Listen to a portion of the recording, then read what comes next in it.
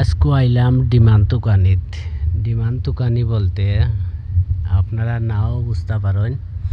Demand হইল গিয়া Saudi আরবর খাম তুকানিরে কয় ডিমান তুকানি। তাই খাম তুকানি তাইয়া খাম নাই তুকাইতে তুকাইতে হৌগর থাকি হৌগরও যাই, হৌগর থাকি হৌগরও যাই, খাম আর মিলে না। এখন কিতা করতাম, ইবা একামা এক্সপায়ার হইয়া বইয়া রয়েছে।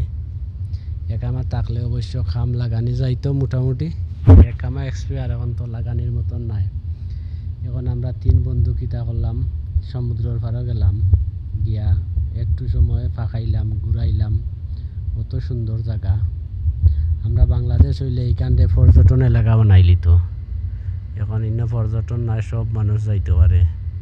গিয়া ঘুরাইয়া উড়াইয়া লাই আমরা গেলাম পার্কও। খান্দাত একটা পার্ক আছে, পার্কও গিয়া ঘুরাইয়া কিছু ছবি তুললাম। ইন্ন খাজুর গাছ আছে, ওলা সুন্দর সুন্দর খাজুর গাছ, খাজুর খোকটা পারলাম, পারিয়া আমরা 3 বন্ধু মিলিয়া খাইলাম।